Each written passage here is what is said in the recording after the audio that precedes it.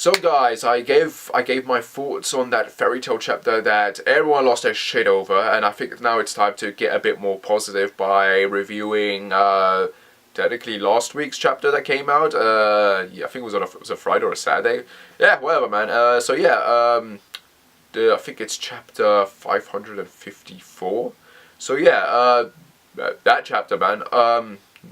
A lot happened and a lot didn't, but the best part I think of it was when Archaeology came in and started being a savage motherfucker. Like, damn, the first thing he does is go to Erlene's body and start stomping on it, like calling her his sin, and finding out that she's technically sort of like his mother in terms of being the original Dragon Slayer and shit. I mean, I'm very curious what Archaeology's backstory is now.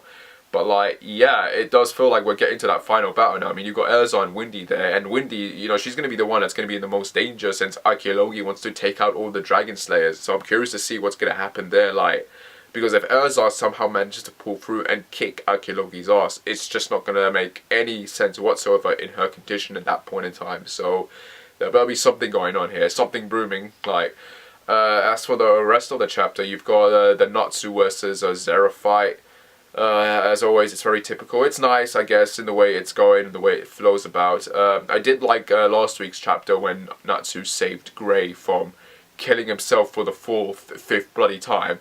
But for me, the best moment was when he was crying and saying, aren't you my friend? I thought that sealed the kind of deal, because throughout the entire manga, you're just waiting for that moment when Natsu and Grey will just bloody acknowledge each other as proper friends, and you get a few hints here and there, and you get some moments, but not as deep and emotional as I thought as we got from last week. Because like Natsu's like sad crying expression just sold the deal for me. I thought that was it. That was the bit of a moment where Grey can finally like say, yeah, okay, yeah, you're definitely like my best friend now. So yeah, let's get to it. Let's work together and kick his ass. But obviously they're not fighting. I don't know. It's just between those two brothers now.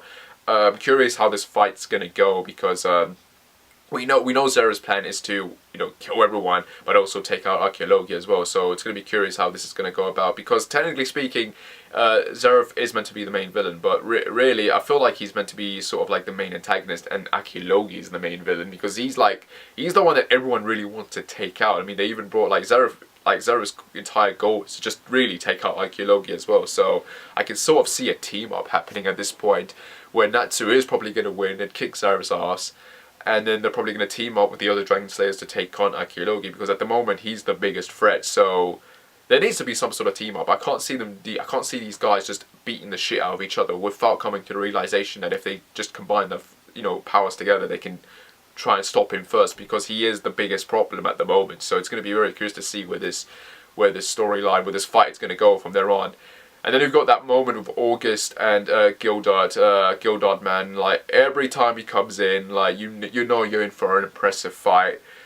And the fight we've been getting with August and him, for the most part, last chapter was decent as best, but definitely with some great moments. You've got Kana now coming in with a little glittery fairy tale over P magic, and it doesn't do shit for obvious reasons.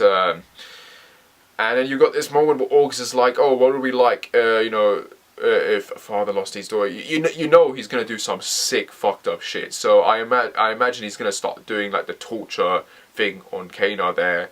And Gildart's going to just lose his crap and take him out. I mean, it would be nice if a character, for once, actually died. I know we lost Makarov, but I'm still expecting him to come back in some way, because this is definitely a manga where I can agree with the complaints that characters die and they don't stay dead. The biggest problem is I wish it was characters that I don't want to see dead, because like every time a character dies, it's a character that I really like, and I'm like, please don't kill them off, and they don't die. So it's like, yay, but then at the same time you're left with this empty feeling like, maybe they should have stayed dead, because at least it would have had an emotional impact. But it's like, do you know what I mean? It doesn't work with the characters I feel like we got. If it was other characters that sort of deserve to die, like, they die and you're like, okay, that was a good death, and in a way the character arc is now finished, good for them, then yeah, I can kind of see it working. But then you've got all these other characters that are like, and it's honestly, I feel like it's mostly the shipping characters, and it's like, you can't kill them off, otherwise it's just going to be bad for the other character that's kind of like friends with them or in love with them. So it's like, it just doesn't really work all out for itself. I don't know, but it needs to get to a point where characters need to die, I think. I mean, if this is going to be the final battle and that, I think some characters need to say their goodbyes. But I don't think it should be any of the shipping ones. Like, it shouldn't be anyone that's already had their moment of death, but like, because otherwise it's just going to be repetitive. Like, they die now when they could have died then, like that kind of thing. But yeah, for the most part, yeah, this chapter was, it was decent. Again, it was mostly set up. That's what it is. It's mostly set up for next chapter.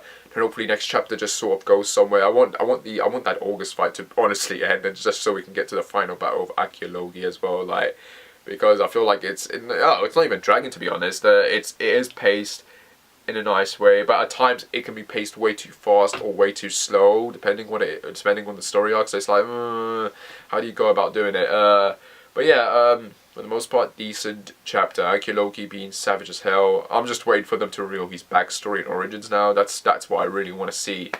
And I think it's pretty obvious Zeref is gonna be redeemed in some way, because like, he's that tragic character. It's that shonen trope where that tragic villain always ends up being redeemed, and Archaeology is not a tragic villain. I mean, this dude is full on evil, and yeah, he needs to die for sure. Like, I mean, if Hero does his origin and we end up feeling sorry for him, then it kind of ruins the character's entire impact, because we do need a villain that is just vicious and dangerous and just evil as hell all around with no redeeming qualities. Because if we start getting redeeming qualities, then it's going to be like, oh well, the powerful friendship is going to have to save you now. And one of the things about this manga is the whole Nakama friendship thing, and I'm getting kind of sick and tired of it now. But yeah, hopefully the next few chapters will be better. This was a decent chapter, and the last few chapters have been decent as well. So hopefully this momentum continues throughout. But yeah, guys, tell me what you think. And yeah, as always, like and subscribe, whatever. And I shall see you when I shall see you. Take care and